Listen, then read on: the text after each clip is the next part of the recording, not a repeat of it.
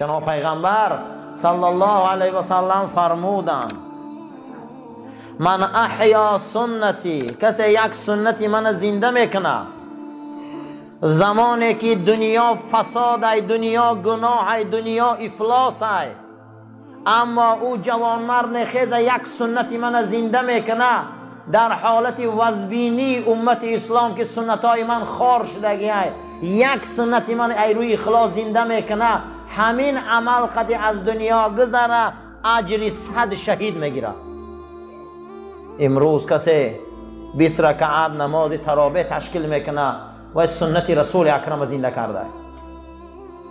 کسی که اگر 20 رکعت نماز تراویح تشکیل میکنه و سنت حضرت عمر زنده کرده. کسی که با یک ختم در رمضان میکنه او سنت صحابه را زنده کرده. صحابه پیغمبر این دین برای ما آوردن، اونها بسیار عذاب کشیدن، بسیار محنت کشیدن، ما صاحب این دین آیین شدیم.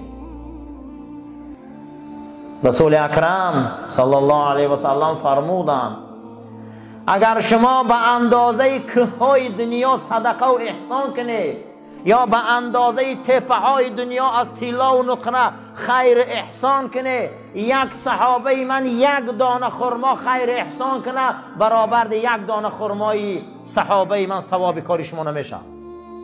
او صحابه این گونه بزرگ بود که با چشم سر رحمت للعالمین دیدن، با چشم سر رسول الله دیدن، پیغمبر دینش را خدمت کردن. برای همین هر کسی صحابه را دوست داره وای مسلمان ای، هر کسی صحابه را عمل شکنه وای مسلمان ای، هر کسی صحابه را احترام کنه وای مسلمان ای. کسی صحابه را بد بینه برادر وای از ایمان دور می شود، برای که اونها مردمانی هستند که اونها را ایمانشان قرآن وصف کن. اگر به اندازه اینمی زمین ما خیر احسان و خوبی کنیم ما هیچ محل در یک خرمای صدقه اونها برابر نمیشیم. ابن امام زازان در کتابش میبره حیات صحابه که یکی از ولیهای خدا تاریخ صحابه می نوشت. بعد از او گفت اگر منم در زمان رسول اکرم می شدم همین خدمت می کردم، اگر من هم میشدم همین خدمت هم میکردم، من هم میشدم همین کار هم میکردم. میگه همین تا گفت و رنگی به صحابه پا دراز کرد و خوابش بود که در خوابش دید که در یکی از غزوه ها با رسول اکرم اشتراک کرده است. غزوه اوج گرفته، هیچ کس نمیشناسد، کفر بالای لشکر اسلام در غلبه کرده است. این هم در بین جنگ میگه در دستش نیزه. یک نظر کردم که یک باره چند تن از همون کفر و شمشیر نیزه به رسول اکرم هجوم کردن، دویدن. میگه ماشان به چهره رسول اکرم دویدن، همه دوید. میگه همه همونها دویدن نیزه پرتافتن به رسول الله. میگه من در همون جا بودم، من به جایی که پیش گذرم میگه آمدم در پشت پیغمبر به جا شدم که اون نیزه پرتافتن در چهره رسول اکرم. وقتی که میگه نیزه ها را پرتافتن من در پشت میگه پیامبر خما گرفتم، یک صحابه را دیدم که خودش بازور میگه ضعیفترین صحابه بود در روی قوت. میگه همون آمد پیش پیغمبر دخش سپر کرد، همون نیزه ها همش میگه در بدن همی رسیدن. بعد از خواب خستم که ای فلانی تو به اندازه همون موی سری به قوتترین صحابه آبرو نداری که اینها سپر رسول اکرم بودن، اما تو پیغمبر سپر قرار دادی. وقتی که ما امروز هستیم از اون نعمت ها میخوانیم، از اون دوره ها میخوانیم، از اون بزرگی ها میخوانیم، هیچ محل اونها را در حقشان گپی بد نگوییم. اونها جوان مردای زمین بودن. در زمان خلافت حضرت عمر رضی الله تعالی عنه که حضرت 9 سال رئیس حج بودن، 9 سال زمان خلافت شوندن. میگه یک مادر از عراق فرزندش در درن سبد گرفته موسم حج و چش آوردن. مادر شای سبد بیرون مونده و رو به روی حرم شریف مونده است. میگه در می افتاب مادرش گفته است که من مادر جان چشمایت خیره نمیبینی، من رو به روی حرم ایستاد یک دعا کرد. مادر جان دعا کرد، میگه دعا میکرد فقط 9 سال دعاش همین بوده که پروردگارا ترا با همون جوان مردایی که رسول الله را یاردم کردگن یا برو کنم.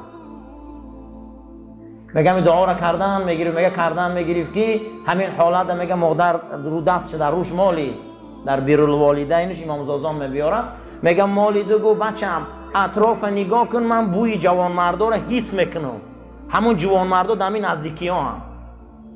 و میگه من نظر کردم که در پیش حتیم یک گروهی بزرگ آدمای ایستادیان، قداشان بلند، بدناشان نحیف، روغن نداره، لباسای سفید، ریشای کلان، بینیهای بلند، چشمای زیبا، مویهای جعده، همین نگاه میکنی میگه همشان حیبت دارن.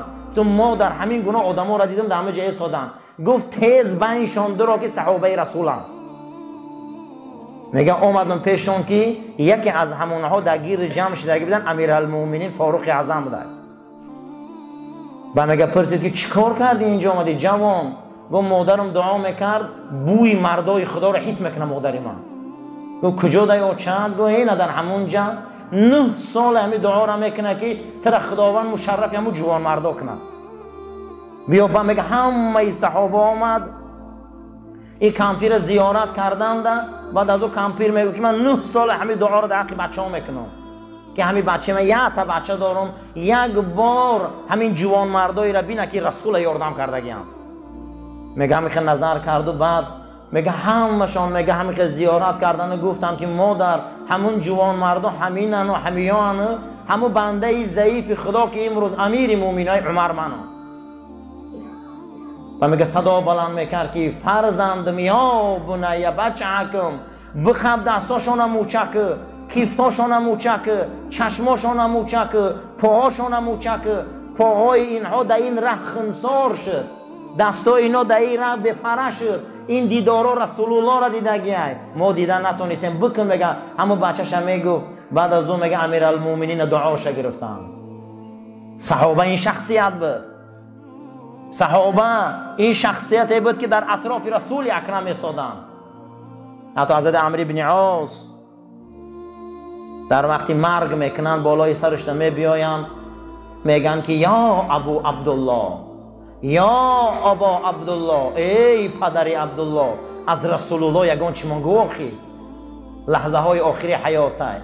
میگن نظر کردیم که روش طرفی دیوال گردان.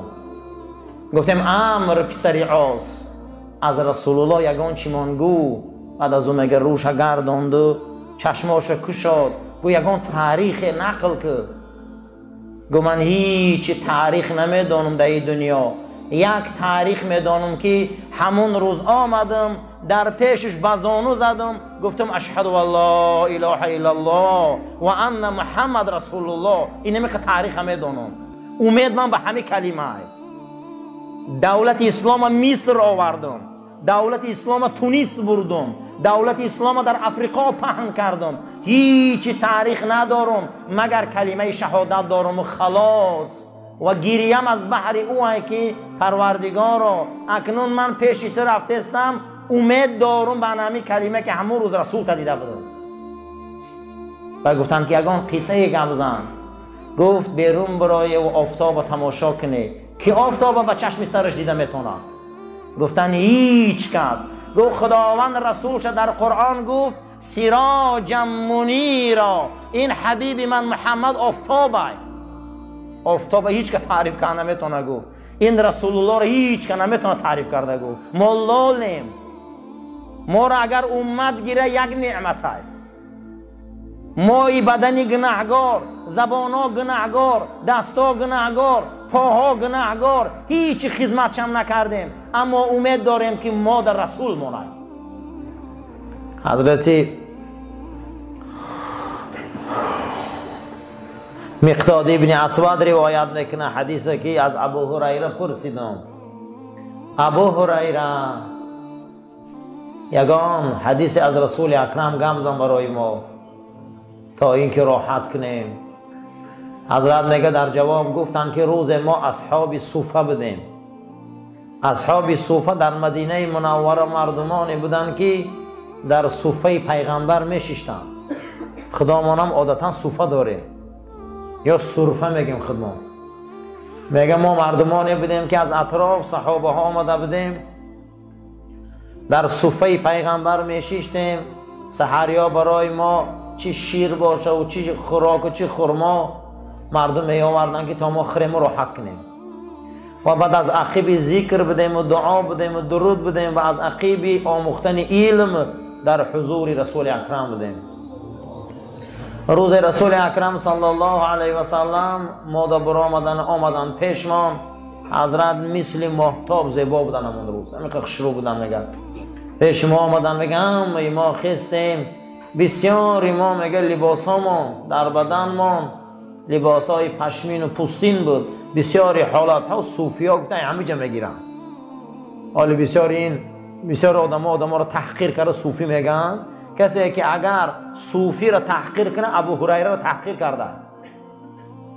کسی اگر صوفی گفته یک کسی اصال کنه اصحاب صوفه را تحقیر کرده. قسم به خدا.